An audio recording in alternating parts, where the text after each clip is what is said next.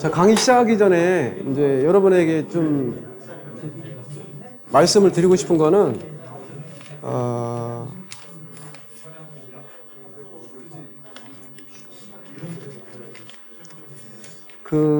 오늘이 마지막 강의예요. 5주, 6주는 여러분들이 저한테 전화를 주거나 개인 상담을 하시면 되는데, 우리 그 수강생 중에 10명, 11명이 모이는 곳이 있어요.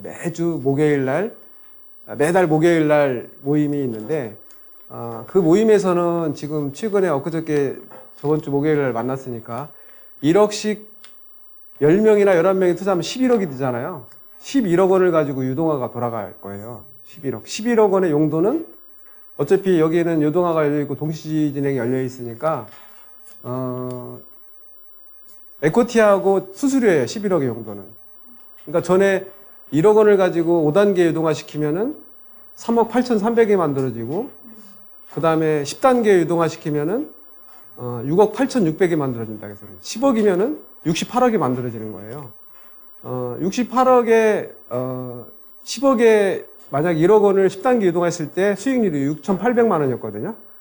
그러면은 이게 6억 8천이 되는 거예요. 6억 8천에 10명이 나눠갖는 거죠. 이 기간을 1년 6개월 잡았어요.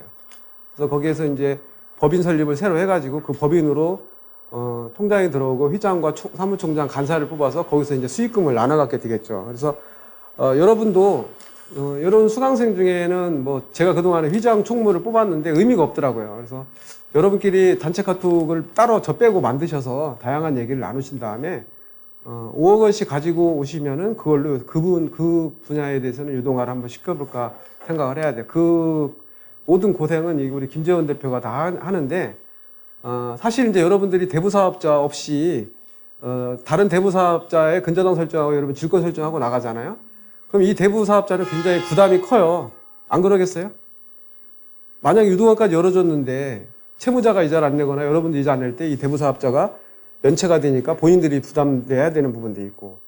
그래서 여러분들이 차라리 대부 법인을 하나 만들어서 여러분이 믿을 만한 사람을 대표로 내세우고, 그 다음에 자금 관리는 딴 사람이 하고, 그 다음에 통장에 돈 빠져나가는 거는 또 다른, 총무라든지 이사한테 하게 되면 여러분들에게 수익이 될 것 같다는 생각을 해봅니다. 그런 쪽으로 한번 여러분끼리 단체 카톡을 만들거나 모임을 가져서 주선을 한번 해보세요. 왜냐하면 제가 이제 1억씩 한 사람씩 5단계까지 열어주려고 했는데 너무 일이 많아져요. 안 그러겠어요? 자, 동시진행 만약에 유동화가 됩니까? 물어봐야 되고, 또 채무자가 원하는 날짜를 또 찾아줘야 되고, 이게 쉽지가 않단 말이에요. 차라리 5억 원이 통장에 여러분이 만든 법인 통장에 있다면은 그걸로 유동화 시키는 건 많잖아요. 물건은 여러분 넘쳐난지 아시잖아요. 예, 그렇게 보시고, 제가 지금까지 강의하면서 가장 보람을 느꼈던 거는 한때 이제 실전반 5기인가 6기인가에서, 그분이 이제 전주에서 은행원 3분이 오셨는데, 얘기를 이렇게 나누다 보니까 이제 공부의 뜻이 있더라고요. 그래서 공부를 좀 해보라 그랬어요. 근데 지금, 이번에 박사학위를 받는데요, 지금. 그래서, 서두에 말씀드린 것처럼, 뭔가 시작하면 결과는 나온다. 꼭 공부가 아니더라도 원하는 걸 찾아보시고, 제가 어제 신문을 보니까 이게, 80대의 박사과정에 들어가서. 제가 박사학위 받을 때 농협조합장님이 65세였는데 그때 박사학위를 받으셨거든요. 근데 공부한다는 게 다가 아니라 공부를 하다 보면은 새로운 누군가를 만나게 되고 거기에서 내 인생을 깨우칠 만한 뭔가가 생기더라는 거죠. 그래서, 지금도 제가 이제 단국대, 경영대학원 교수로 파생상품 강의를 하는데 오늘 이 자리에도 2분이 석박사과정 입학을 했어요. 그래서, 그 박사학위를 받으면서 그 사람이 항상 고맙게 생각을 해요. 저를 만나지 않았다면은 그 생활은 꿈도 못 꿨는데. 근데 여러분들이 박사학위를 받으려면은 뭐 영어를 원서를 읽어야 되고 그런 거 없어요. 똑같이 대학원이라고 생각하면 돼요. 대학원 2년 4학기, 박사과정 3년. 2년은 코스웍이고 나머지 1년은 논문인데 논문도 이미 다 정해져 있어요, 그냥. 그 지도 교수님이 알아서 다 쓰는 거니까, 제가 50대 이전에 박사학위를 받을 꿈을 가졌었는데 그 이전에 박사학위를 받으면서 제가 지금 엄청난 일을 이루고 있기 때문에 여러분들이 그 꿈을 함께 나눴으면 좋겠다라는 생각을 해봅니다. 자, 이 건은 고시원인데요. 여기랑 우리가 지금 이 고시원 설정이 처음에 12억 나가고 1억을 추가해 줬어요. 근데 이 사람이 굉장히 현명한 사람이에요. 구정 때 전화가 왔어요. 직원이 몇 명이냐고 해서 뭐 8명이라고 그랬더니 8개에 저기 강원도에서 이제 사골 우린 게 있어. 사골 우린 거. 사골 우린 거에 팩으로 들어있는 거를 8박스를 보내왔더라고요. 그래서 너무 맛있어서 제가 전화번호도 시켰더니 5만 원밖에 안 해. 그럼 8명이면 40만 원이잖아요. 근데 이 사람이 뭐라고 하냐면은 금리가 너무 높다고 지금 12억 대출했는데 금리 1%를 깎아달래요. 12억에 1%면 1년에 이자가 얼마죠? 1200만 원인가요? 자, 40만 원 주고 1200만 원을 아낀 사람이에요. 1년 동안. 그리고 추가로 1억을 더 해달래요. 1억을 제가 해드렸어요. 이렇게. 자, 근데 여기에서 이 고시원은 요양병원을 본인이 경매로 낙찰받았는데 여기 가보니까 고시원 대출을 우리가 80% 대출하는데 감정가에 상임차 빼주지 않고 이 고시원에서는 지금까지 딴 데서 보지 않은 이런 대리석으로 만든 최첨단으로 만들었어요. 고시원이. 고시원이 한 65개 정도 되는데 여기서 나오는 돈이 3천만 원이에요. 그럼 이 사람이 이자를 못 낼 수가 없어요. 그것도 본인이 와이프랑 같이 운영하고 있었어요. 그렇기 때문에 인건비도 안 나가죠. 근데 이 사람이 이제 검도 선수여서 선두로 출발해서 지금 검도 심사관으로 있는데, 이 사람이 이제 경매 신청에 들어갔다고 저한테 좀 이 물건을 살릴 수 있는 방법이 없냐. 궁금했어요. 여기서 나오는 돈이 다 제하고도 2,500이 남는데, 딸 하나가, 음대를 다녀서 이제 그 당시에 수강료가 한 1,000만 원 정도가 나간다고 했는데, 그 위에는 다 수입인데, 나갈 게 없는데, 왜 이렇게, 왜 경매가 들어갈까 했는데, 이 사람이 중국의 핸드폰 제조업에 손을 댔어요. 그러다 보니까 이자를 못 내니까 사채까지 쓰게 돼서 결국 이게 이제 경매로 넘어간 상황이에요. 자, 근데 이제 여기에 여러분들이 NPL과 연관되어 있는 사연이 있어요. 이걸 우리가 NPL로 13억에 팔았어요. 13억. 원금에. 원금에 팔았는데 이런 수익형 부동산은 NPL로 서로 사가려고 그래요. 특히 이런 물건들은. 이 임차인도 가짜고 임차인 같다. 방이 많다 보니까 주거 공동체를 운영할 수 있는 취사실과 식당이 있는데 식당 하나를 없애고 방 6개를 또 만들었어요. 추가로. 방 하나에 40만 원씩 6개면 240만 원이면은 1년이면 얼마예요? 한 2,800 이상 받을 수 있는 건데 불법 건축물에 세금 내고 이 사람은 계속 그걸 간다. 여러분들은 그렇게 할 수도 있어야 된다는 걸 말씀드리는데 자, 중요한 거는 자, 우리가 처음에 이걸로 경매 신청을 했어요. 근데 만약에 우리 은행 직원이 내가 교육시킨다면 이걸로 경매하면 이걸로 시켰어야지, 이걸로. 경매 비용 적게 나오게. 근데 이걸로 12억이니까 12억에 여기서 받아야 될 이자가 3,900만 원이에요. 자, 그리고 우리가 13억에 이거 12억, 1억에서 13억에 NPL로 매각을 했으니까 13억에 원금을 팔았어요. 이 사람은 4천만 원 먹고 시작하는 거예요, 이자. 자, 근데 문제가 생겼어요. 자, 우리가 대출 나갈 때는 이게 18억 감정이 나왔는데 18억에서 15억 감정이 나왔는데 NPL로 매각하고 배당 요구 종기일 전에 이 사람이 사갔어요. 2016년 7월 4일이 배당 요구 종기일인데 배당 요구 종기일 전에 수익형 부동산이고 좋다고 하니까 바로 그 NPL 계약을 한 다음에 론세일 계약으로 했는데 자, 중요한 거는 이 당시 감정가가 15억, 16억이 나와야 되는데 감정을 해보니까 12억 8,600이 나왔어요. 여러분 어떻게 하셔야 돼요? 여러분이 지금 13억에 사갔어요. 자, 12억 8,600 감정이 나와서 이때부터 시작을 하는 거예요. 첫 번째는 12억 8,600 이상 쓰는 사람이 낙찰되는 거고 그 다음 두 번째는 12억 8,600부터 70% 저감이면은 한 9억 6천까지 떨어져요. 9억 6천부터 12억 8,600 사이에 높게 쓰는 사람이 낙찰되는데 자, 12억 8,600 감정 나왔으면은 여러분들이라면 어떻게 하실 거예요? 여러분이 13억에 사갔는데 감정가 12억 8,600 나왔어. 네? 뭐 시간이 없으니까 그냥 제가 말씀드릴게요. 원래 이 사람이 경매 전문가예요. 근데 원래 NPL 법인들은 경매 플러스 NPL과 배당 낙찰가를 다 알고 특수물건도 취급을 하는 사람들이니까 이 NPL 매입자가 나는 재감정을 의뢰한 줄 알았어요. 나중에 알고 보니까 이 고시원 소유자가 자기가 잔금이 많이 발생한 은행부터 독촉이 또 오잖아요. 그러니까 본인이 재감정 의뢰를 한 거예요. 처음에 12억 8,600 나왔어요. 그래서 여러분 같은 경우는 방어 입찰에 바로 참여할 거예요. 1차에 13억에. 13억에 방어 입찰에 참여해서 여러분 직접 직영을 하면 되잖아요. 그 방어 입찰로 참여하는 방법도 있지만 이 사람은 재감정 의뢰를 했다. 그런 여러분들이 이제 그 말씀을 드리려고.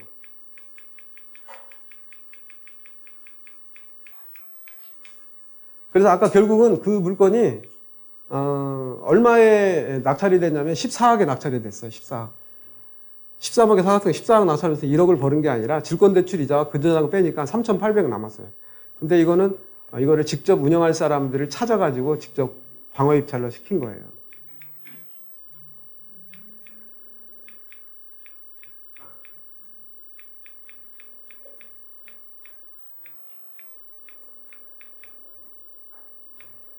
자, 이게 14억에 낙찰됐죠, 이게. 감정가를 처음에 12억 8,600 나왔던 걸 재감정을 해서 15억 2,800이 나왔잖아요. 재감정, 최초 감정부터 재감정 의뢰할 때까지 재감정 의뢰를 하다 보니까 이게 4개월에서 6개월 연체이자가 또 쌓여 있었어요. 그 금액만큼 본인 수입이었다. 결국은 모아저축은행에서 대출을 받아서 자기가 가지고 있는 돈은 실제 10%밖에 들어가지 않았던 상황이다.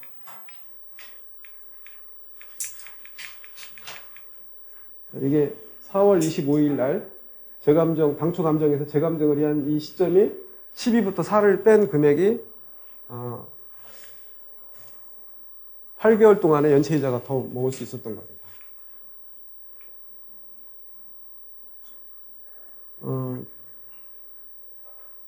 만약에 저였다면은 이 감정이 이 금액 나왔다면은 이게 15억 8,200, 15억 5천만 원만큼 여유자금이 있으니까 경매 취하했다가 내가 다시 재경매 신청을 하죠. 후순위로. 그리고 경매 신청 채권 최고액을 이 금액으로 신청을 하죠. 그래서 이 금액에 배당받으려고. 그 방법도 방법 중에 하나일 수가 있습니다. 그때 이의제기 들어오면은 이의제기 한 부분은 그냥 그때 다시 소송으로 가져오면 되는 거고. 이거는 직영을 했을 때 수입이 얼마냐면은요, 실제 순이익이 1억 7,820만 원이에요. 경비 다 빼고. 그래서 45.3까지도 수익을 얻을 수 있었던 부분이다. 만약에 이 고시원을 운영한 사람은 좀 특이했어요. 다른 고시원 사장에 비해서 뭐가 특이했냐면, 고시원에는 여름에 그 연료비가 많이 나갈까요? 겨울이 많이 나갈까요? 여름이 많이 나간대요. 근데 각 방마다 이제 요즘 고시원은 옛날 같지 않아서 굉장히 깔끔해요. 모텔 수준으로 깔끔한데 뭐 샤워장 시설도 있고, 이 사람은 각 방마다 그 계량기를 달았어요. 그리고 3만 원씩 관리비를 깎아줬어요. 그러다 보니까 경비가 많이 줄어들었다. 이 사람은 그런 부분까지도 했었습니다.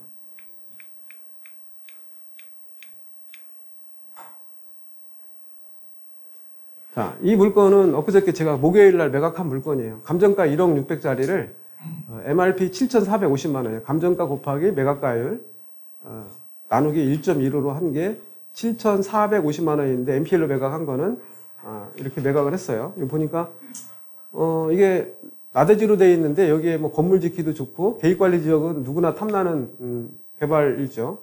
자, 여기 보면은 감정가 곱하기 59.54 최근 1년 매각가율.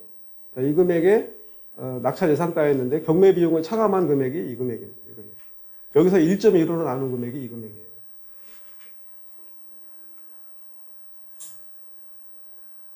그래서 이 MRP는 지금 잘못됐어요. 이 금액에서 1.15로 나누면 7,450만 원인데 이게 잘못된 거고, 이거를 7,370 NPL로 매각을 했어요. 자, 현금리 플러스 3%니까 9.157밖에 못 받아요, 이렇게. 여기 또 다른 물건, 이거는 2천만 원 나간 거 중에 원권리금이 상환돼서 1,914만 7,211원 남았는데, 이거는 8.957, 이걸 내거나. 현재 금리 플러스 3% 포함되어 있는 거예요. 자, 대출금 1순위 단액은 1억 4,900, 뒤에 거는 1억 1,914만 7,211원. 그래서 총 대출금 단액이 1억 6,800인데, 우리가 매각한 거 얼마에 매각했죠? 감정가 1억 600은요, 이게 토지인 경우에, 토지 28개 지목인 경우에, 현재는 한 1억 2, 3천 가요. 1억 2, 3천을 NPL로 여러분들은 7,400만 원에 매입을 할 수 있었다는 거예요. 경매보다는 NPL이 훨씬 더 유리하죠.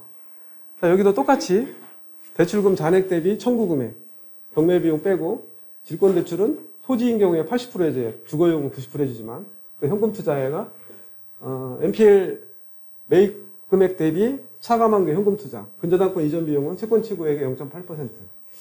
자, 미상환 원리금, 이게 이제 여러분이 먹고 시작하는 거예요. 예전에는 이것까지 다 받았어요, 은행에서. 근데 안 사가니까 이걸 여러분이 주고 시작하는 거예요. 자, 매각 금액 이 금액의 채권 청구액에서 이 금액을 뺀 금액이 이 금액에 쌓여있는 이자예요. 여기서부터 여러분이 먹기 시작하는 거예요. MRP 산정하니까 7,495만 원, NPL 매각. 이 금액에서 7.5로 계산해봤어요. 질권대출이자. 그리고 400만 원이고 내가 받을 미세 이자가 또 있죠. 자, 내가 지금 이거는 쌓여있는 이자고 내가 배당받을 때 그 이자를 또 계산해야 되겠죠. 그래서 낙찰가에서 경매비용 빼주고 질권대출이자, 질권대출 원금, 질권대출이자. 그동안에 이 금액은 뭐였지? 1,400만 원이? 현금 투자 빼주고, 그 다음에 근저당권 이전 비용 빼주고, 그 다음에 그동안에 쌓인 이자까지 다 합치니까 2,131만 1,000원이 여러분 수입이에요. 현사령. 근데 만약에 이 물건을 김포시에 있는 창고용지인데 뭐 건물도 있었어요. 만약에 이 물건을 여러분들이 대지가 118평, 119평을 7,400에 여러분이 매입을 해서 방어 입찰로 여러분이 9,750만 원에 낙찰을 받을 수도 있어요. 이 금액까지 낙찰을 남길 거예요. 자, 이게 얼마에 낙찰되는지 잘 한번 보세요. 이 모든 자료는 여러분 23기에 다 올려놨어요. 조회수가 6명밖에 안 돼요. 6명. 35명은 돼야 됩니다. 이걸 다 일일이 내가 타이핑해가지고 다 만들어 놨단 말이에요. 자, 여기도 계획관리지역에. 자, 이거를 이렇게 보고식으로 만들 수도 있어요. 엑셀 파일로 만들어서. 당기 순이익 얼마. 하지만 열거식으로 한번 만들어 봤다. 자, 59.94에 8,400에 2024경 3275 하나. NPL로 매각을 한 거는 론세일로 채권을 매각한 거기 때문에 낙찰 여러분 물건이 아니에요, 이게. 1가구 2주택 부동산 소유하고 상관이 없어요. 채권을 사온 거기 때문에. 이 물건이 탐이 난다면 여러분이 입찰을 해야 돼요. 다른 사람 이름이든 누구든. 그럼 여러분 거가 되는 거죠.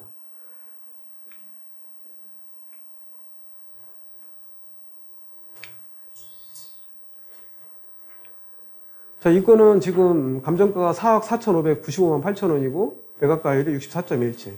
자, 여기서 경매 비용을 차감한 게 이 금액의 1.2로 나눈 금액이 이 금액입니다. 그러면은 감정가 4억 4,500짜리를 여러분들이 2억 4,200에 NPL로 매입하고 3억 6천에서 이 금액 차액만큼이 권리행사에서 여러분 수익금 낼 수 있는 게 NPL이에요.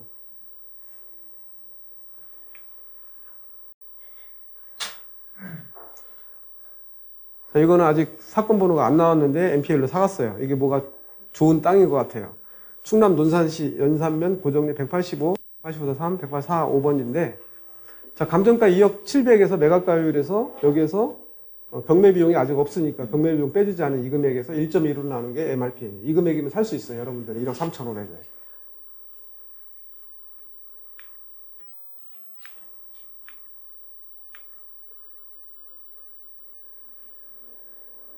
자, 인천 송도에 있는 아파트입니다. NPL로 매각을 했어요. 24억짜리를 21억 7천에 낙찰이 됐어요. 평수가 큽니다, 이게. 펜트하우스인가 봐요. 자, 여기에 보면은 이 애플 AMC 내부가 은행에 채권을 매입을 한가, 근저당권 이전에서 확정채권의 양도로 가져갔어요. 대출금 잔액은 16억인데. 그러면 16억에 매각됐다라는 걸 알 수가 있어요. 잔액에 매각을 하니까. 자, 그러면 이 사람은 받을 수 있고 이 사람은 받을 수 있는지 한번 생각을 해보세요, 한번.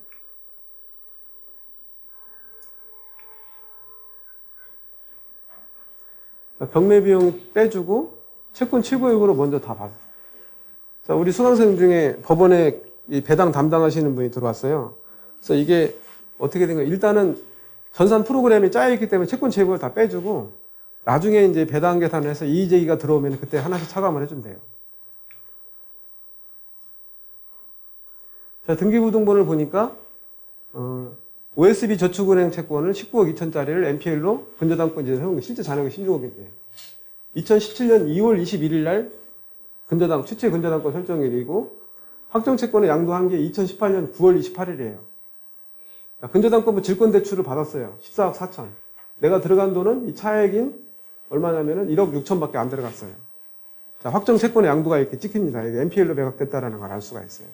이 3번에 OSB 저축은행 근저당을 3-1로 부기등기로 가져왔고 모든 권리행사는 1순위에 준해서 배당을 받을 수 있다. 자, 여기 경매 개시 결정이 이루어지고 피담보 채권이 확정이 됐을 때 M4L로 매각을 했습니다. 피담보 채권은 배당일 당일까지 유지가 되고 계속 진행이 됩니다. 자, 여기 보면은 OSB 저축은행을 근저당 이전해온 다음에 바로 JB 우리캐피탈에서 대출을 또 받았어요. 당일날 동시에. 자, JB 우리캐피탈은 많이는 97%까지 대출해줘요. 채권에 97. 금리는 5.5에서 6.5. JB 우리캐피탈은 전북은행 계열사의 하나예요. 전북은행도 주주기 때문에 주주로 여의도 신성장 사업팀에 있어요. 여기 본인이 받을 계좌번호, 환급계획 우선배당 합의서 제출하고 매각기일 연장하는 거는 연체이자를 더 많이 받기 위해서. 채권계산서 최종 마지막에 제출했던 거는 당일까지 배당받을 때까지 이자를 계산해서 따로 들어가기 때문에 피담보 채권이 배당일까지 연장이 된다. 자, 이렇게 계산을 해봤어요, 제가. 잔액 청구금액 16억 1,400, MPL 매각 16억, 매각금액 21억 7천. 낙찰이 21억 7천에 낙찰이 되고 실제 우리가 MPL로 사온 거는 16억에 사왔는데. 자, 2순위, 3순위. 자, 질권대출. 자, 배당일까지 이자를 계산했어요. 지금 OSB 저축은행에 7.5거든요. 7.5면은 3을 더하면 10.5밖에 못 받아요. 1억 2,800만 원 추가로 더 받을 수 있었어요. 설정금액 범위 내에. 설정금액 19억 2천이니까. 자, 그동안의 미수이자 세이브 상태, 그 다음에 배당받을 때까지 이자.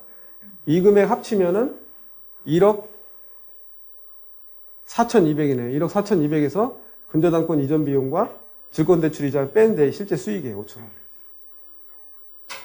실제 수익률은 이 금액이에요. 여기서 아파트는 깔끔하죠. 더 이상 받아갈 게 없기 때문에. 이렇게 보면은 GPL보다 수익률이 더 높네요. 결론을 가지고 말씀을 드렸던 거예요. NPL의 이해도를 돕기 위해서. 아까는 NPL이 되지 않은 것들. 여기 보면은 NPL로 고수익 낼 수 있는 다양한 방법들이 있어요. 아까 자산가치 상승할 수 있는 방법도 있고, 연체이자 세이브 상태에서 시작할 수도 있고, 경매 취하 변경 연장은 연체이자를 더 많이 받기 위한 거. 자, 대입연재 투자법도 좀 이따 말씀드리고, 월세 차감 같은 경우는 다 끝까지 못할 것 같아서 제가 말씀드리는 건데, 경매가 신청이 됐는데 이 사람이 월세가 2천에 50만 원을 월세를 내고 있었어요.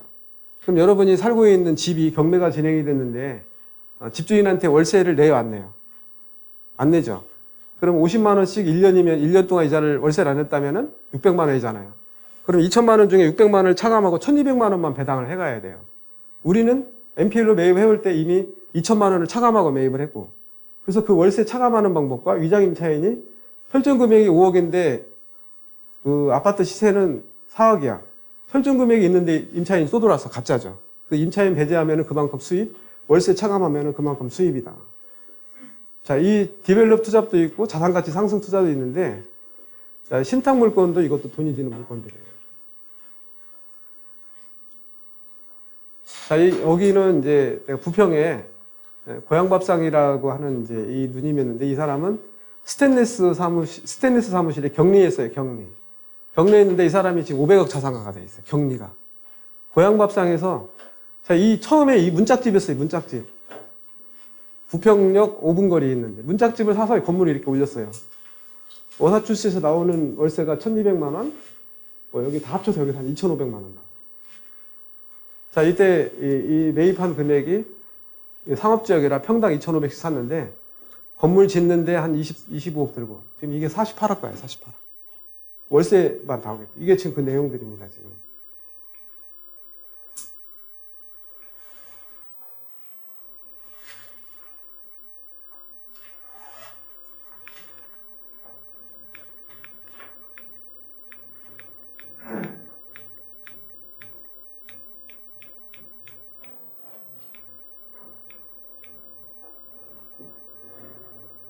자, 2020 타격 6390구인데요. 자, 이것도 엊그저께 MPL로 매각을 했던 거예요. 저번 주 목요일 날. 자, 청구액이 1억 7,700이에요. 배당 요구 종기일 있고.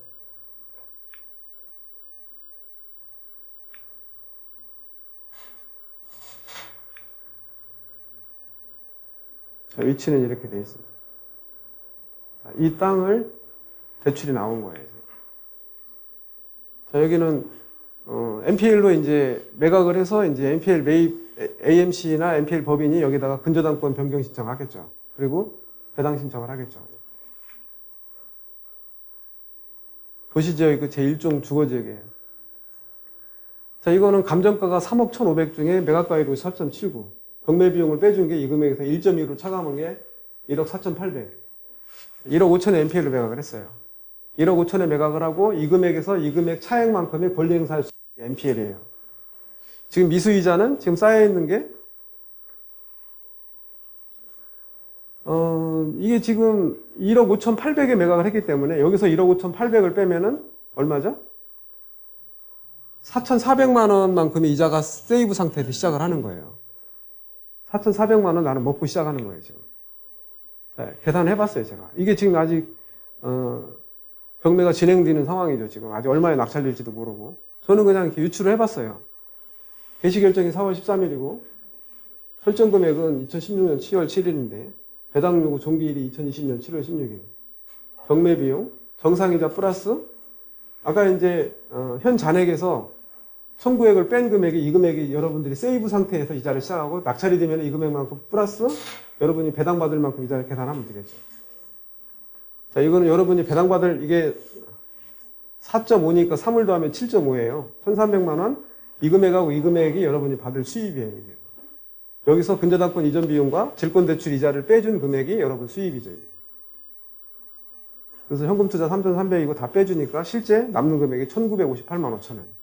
론세일로 배당으로 수입을 갈 경우에 은행의 채권을 근저당권 이전해서 여러분들이 수입을 얻을 금액이 이 금액이에요. 만약에 여러분들이 이 물건이 탐이 난다. 그럼 여러분들이 이 금액에 낙찰을 받으면 돼요. 2억 5,300. 근데 지금 원금과 이자가 상환이다 보니까 지금 원금 이자가 까졌어요, 많이. 이게 얼마에 낙찰되는지 한번 나중에 보시면 돼요. 자, 여기도 보면은 용창저축은행에서 지금 질권대출 해줬네요. NPL 대출을. 똑같은 상황이에요. 그런데 여기서는 여러분들이 좀 특이하게 볼 게 있어요. 질권, 여러분들이 대부사업자 없이 투자하게 되는 경우에 다른 대부사업자가 근저당 설정을 하고 여러분들은 질권 설정을 하는데 그 질권도 다른 사람한테 또 팔 수가 있어요. 질권 이전을 해주잖아요. 이런 방법이 있다는 거 여러분들이 아셨으면 좋겠고. 감정가 31억인데 대출금이 지금 현 잔액이 20억에서 원금이 상환되다 보니까 4억 상환되고 16억 남았어요. NPL 매입 16억 중에 69.03이 매각가율이고 1.2로 나눈 금액이 18억 6천이 MRP예요, MRP.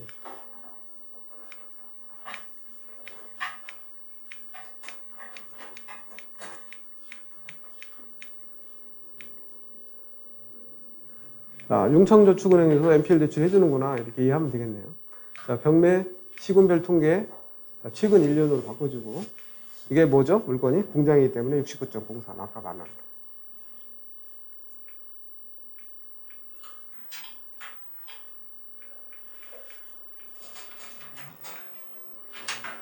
자, 대입변제에 대해서 잠깐 설명을 한번 드려볼게요. 자, 대입변제는 우리나라는 불문법에 아닌 특문법에 의해 모든 우리 민사가 진행이 되고 있어요. 그러니까 민사집행특별법에서 임의대입변제와 법정대입변제가 명시가 되어 있어요. 450조, 451조에서. 그런데 흥국생명이라든지 이런 늘 푸른저축은행에서는 이 NPL로 채권 매각을 해요.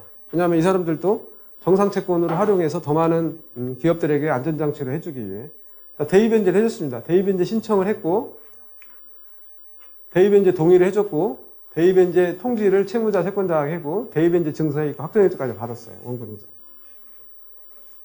그리고 여기에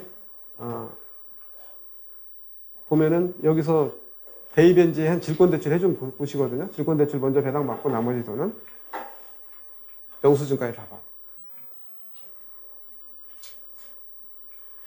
만약에 여러분들이 2순위 채권으로 나갔다가 1순위 대입변제 할 경우에는 그 대입변제의 그 금융기관으로부터 확정일자를 받기 전에 채무자로부터 사인을 대부업법의 이자로 대입변제 해줬다는 걸 본인 친필로 받고 확정일자를 받아놓고 대부업법 표준거래 약관에 의한 약정서와 소비자 약정을 또 작성을 해놓으면 돼요.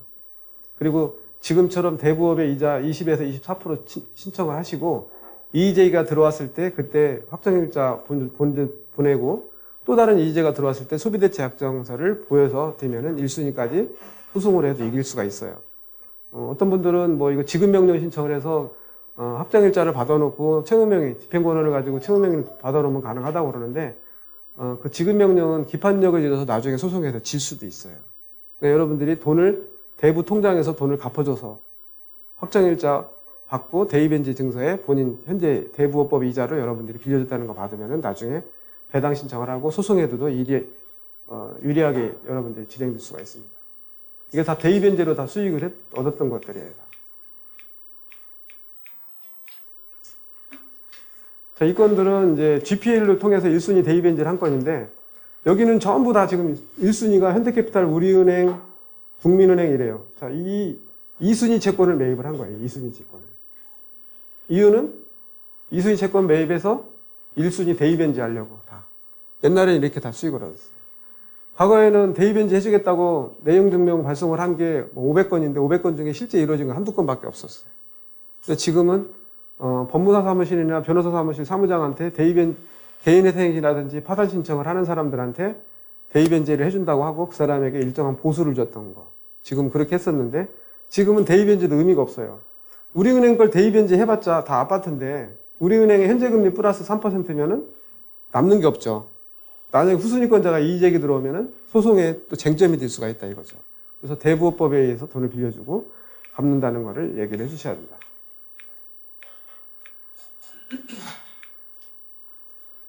자, 이거는 효성자산관리, 효성 AMC 박경원 대표가 이거를 저축은행 거를 다 매입을 해서 저한테 대출을 해달래요. 근데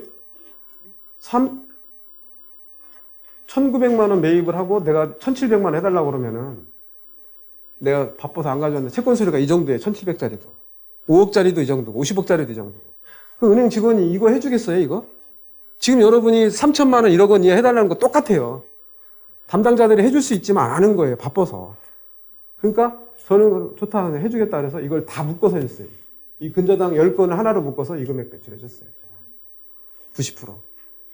그리고 여기는 이 감정가 대비 낙찰 예상가에서 선순위 채권 최고액을 빼주고 남으니까 제가 이 금액을 해준 거예요. 자, 이 이유는 2순위를 근저당을 매입을 했던 이유는 1순위를 대입연재할 목적으로 매입했었던 적수 있었다, 과거에는. 약정금리 플러스 3%가 있기 전에는.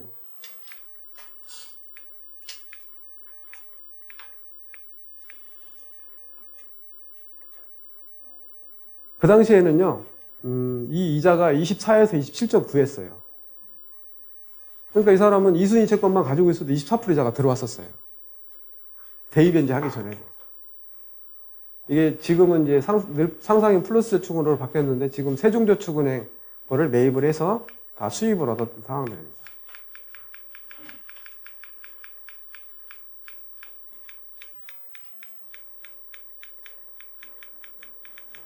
여기는 이 당시에는 대출 나갈 시점에 24에 34.7%였네, 연체이자가 이 당시에는.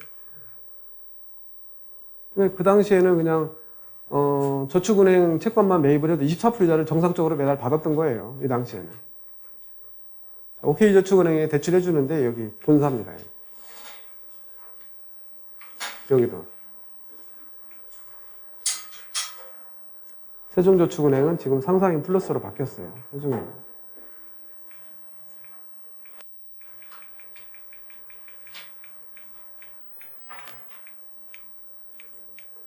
채무인수 방식을 한번 알아볼까요? 채무인수 방식과 입찰 참가 조건부 사후정산 방식은 같아요. 계약서가 이렇게 있어요. 자, 채무인수 방식과 입찰 참가 조건부 사후정산 방식의 차이점은 계약이나 이런 건 똑같지만 채무인수 방식은 상계 신청을 통해 경락잔금 대출을 치르지 않고 민사집행법 143조 제1항의 특별한 지급 방법으로 채무인수도 할 수 있고 잔금 치르지 않고 대리금을 지급을 할 수가 있어요. 채무인수라는 근저당 설정계약 양식이고 이 양식은 23기에 다 올려놨습니다.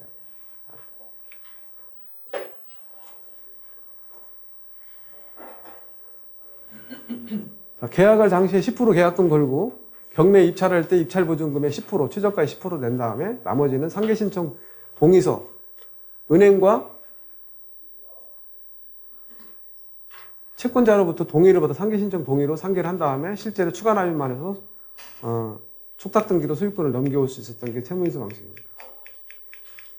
이건 상계 신청이 가능하다라는 거고 입찰 참가 조건부 사후정산 방식은 똑같아요.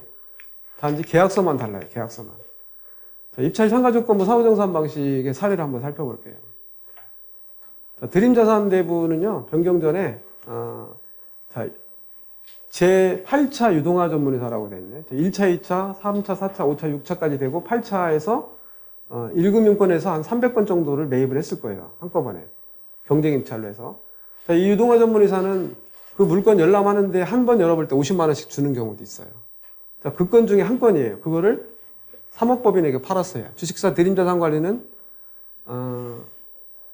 저축은행의 지점장으로 생활했다가 자기 직원하고 나와서 돈이 드니까 NPL 회사를 차렸던 거예요.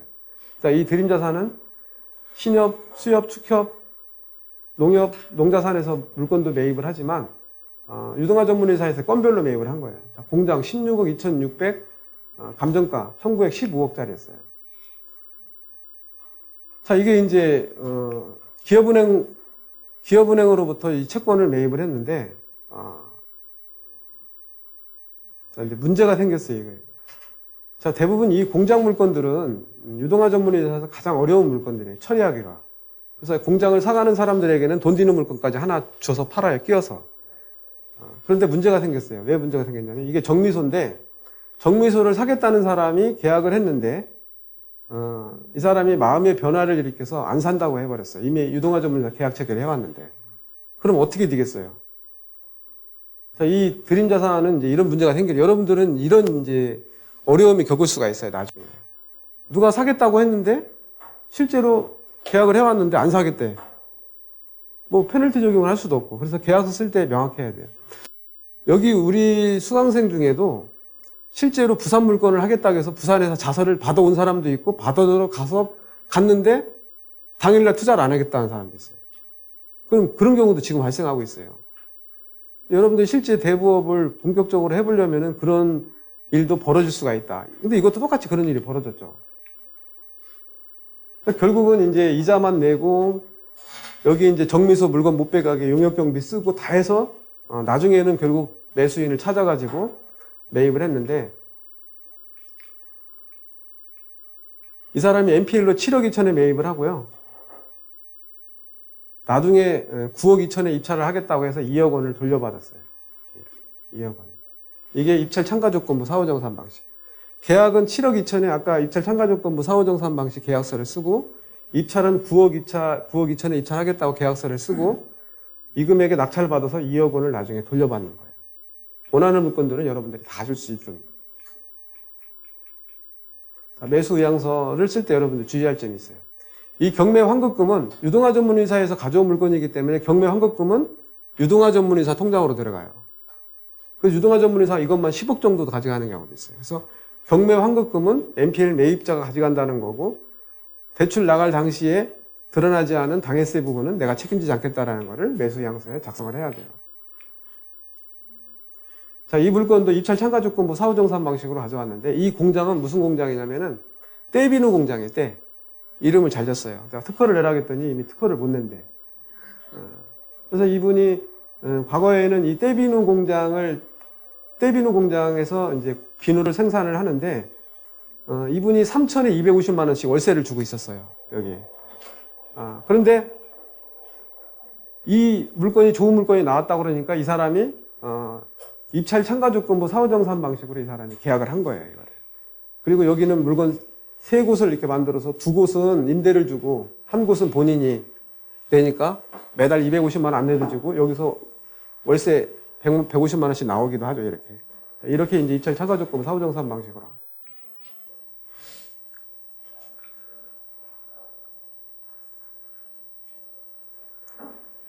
자, 월세 받고 사후정산으로 나중에 돌려받고 실제 본인에서 나오는 임대 수익도 134만 원이나 준다.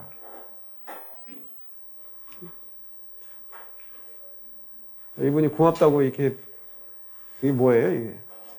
한 20kg짜리 되는 것 같아요. 이걸 가져와서 파티를 해줬어요, 파티. 자, 이게 이분 같은 경우는 NPL로 15억 2천에 매입을 하고요. 16억 5천에 입찰을 하겠다는 계약서를 썼어요, 이행계약. 그리고 나머지 1억 3천은 돌려받은 거예요. 자, 이 방법을 여러분이 잘 한번 생각을 해보세요. 여러분이 원하는 주유소라든지 공장이라든지 특정한 어떤 물건들이 있을 거예요, 물건들. 그 물건들은 입찰 참가조건부 사후정산 방식이면 얼마든지 가져올 수가 있어요. 주변에 공장을 하시는 분 같은 경우는. 자, 누가 16억 5천에 입찰을 안 쓰죠. 근데 나는 16억 5천에 쓰는 이유가 있어요. 왜? 나중에 돌려받으니까 돈을. 자, 계약은 이렇게 15억 2천의 계약서를 쓰고 입찰은 입찰 참가 금액은 16억 5천에 입찰하겠다. 나머지 1억 3천은 차입금은 돌려주겠다라는 내용이 입찰 참가 조건부 사후정산 방식입니다. 자, 이 양식도 23기에 다 올려놨어요.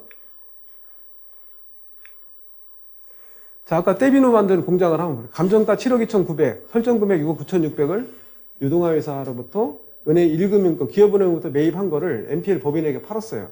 우리은행으로 매입한 거를. 자, 청구 금액이 6억 7,300이고 유동화 금액이 인수한 금액이 5억 8천이에요. 그리고 3억 NPL 법인에게 팔았어요. 6억 2,500에. 그리고 6억 2,500이 AMC 3억 법인은 입찰 참가 조건부 사후정산 방식 계약을 한 거죠. 그래서 계약을 해서 이 사람도 이 차액만큼 유동화 전문회사가 수익이고 이 사람도 나머지 차액에 대해서 받을 수도 있지만 이 사람은 여기에 4% 수수료를 받았어요. 수수료 받고 끝나는 경우가 있어요. 이렇게. 자, 그러면은 수익 분석을 한번 해볼게요. 자, 6억 2,500에 근저당권 이전 비용에서 다 실제로 4,100만 원도 남았지만 중개수수료 여기는 4.5를 줬네요. 4.5 주고 수입이 남았고요. 이분이 제조업을 하기 때문에 은행에서 NPL 대출을 받고 후순위로 정책자금으로 1.7인가 2%짜리 대출을 또 받았어요. 본인 돈은 하나도 안 들어간 거예요. 자, 이게 그 내용입니다, 지금.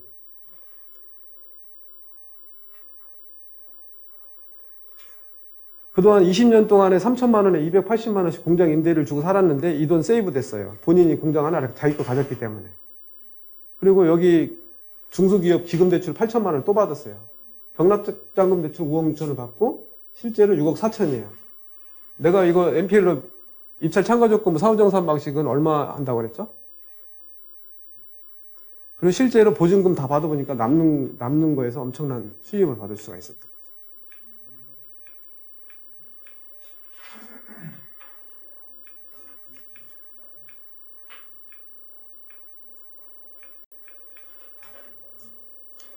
자, 이분이 매입한 입찰 참가조건부 사후정산 방식을 한번 볼게요. 자, 이분 저번에 말씀드렸죠? 50억 가지고 NPL 하다가 지금 GPL로 들어온 사람. 자본금 5억 법인을 가지고 자, 이 물건을 샀습니다. 낙찰가 7억 2천만 원. 자, 여기에 미용실 본사로 활용 중에 있어요. 보증금 1억에 월 500만 원 나옵니다. 2등 입찰가는 6억대 초반을 썼어요.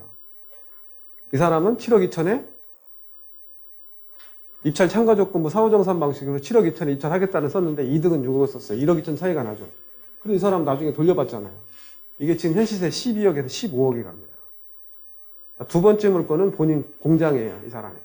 자, 내가 여기에 갔더니 여기에 직원들이 한 200~300명 있고 여기는 경영팀이 있고 자, 여기는 식당이고 여기는 노래방이에요. 이거 다 임대예요. 이것도 건물 입찰 참가조건부 사후정산 방식으로 사온 거예요. 자, 메이트 플러스 유동화 전문회사는 감정가 13억 5천짜리를 채권에 8억 원에 매입을 하고 10억 5천에 입찰을 쓰겠다 하고 나머지 차액은 나중에 돌려받은 거예요. 근데 중요한 건 은행에서 이 금액에 낙찰됐기 때문에 이 금액 80% 8억을 해줬던 거예요. 나는 8억에 샀는데. 내 돈 하나도 안 들어가고 산 거죠. 자, 그래서 지금 2억 5천만 원 돌려받았고 현수익금 보증금 8천에 월 임대료고 여기 본인 직원들 300명하고 직원 쓰는데 임대료를 안 내도 돼요. 이게 지금 시세가 얼마 갈까요, 지금? 지금 30억 가요, 30억. 이게 입찰 참가조건부 사오죠. 자, 이분이 과거에 GPL로 투자했던 물건이에요. GPL이 NPL로 전환됐어요. GPL이 이자가 안 들어오니까 5개월 동안에 경매 신청을 했어요. 그리고 본인이 NPL로 들어갔다 1순위 대입엔지했던 수익을 얻었던 사람. 자, 누군가는 하고 있네요.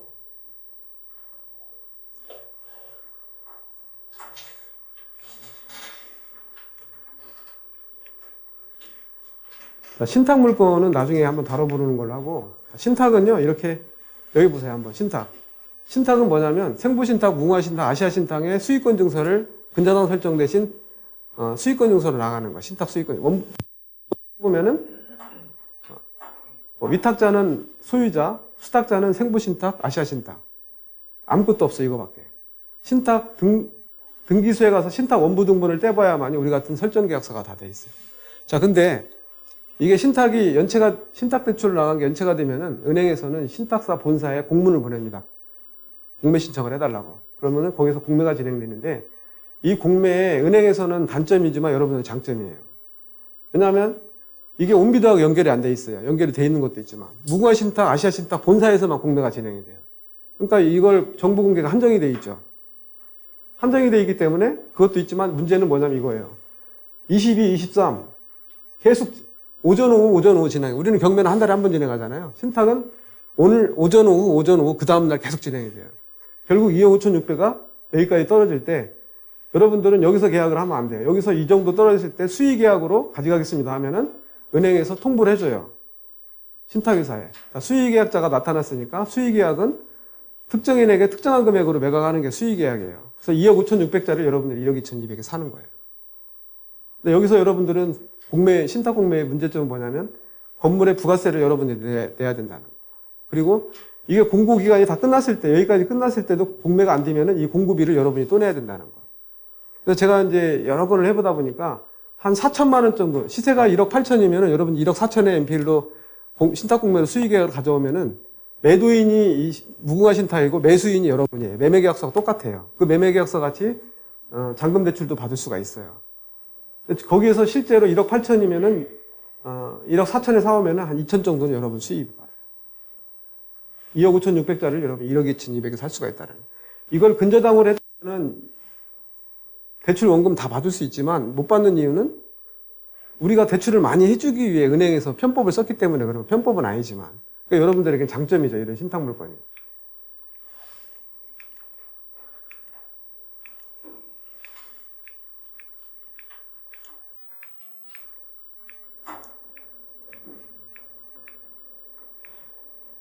이거 아까 다 얘기했던 거고 2016년 7월 25일 이전에는 개인도 했지만 지금은 못한다.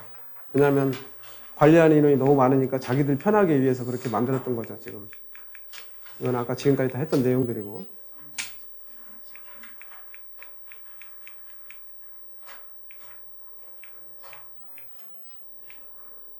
자, MRP 산정하는 휴게 처리 방법만 하고 5분만 쉴게요. 자, 이게 우리가 논을 대출해줬습니다.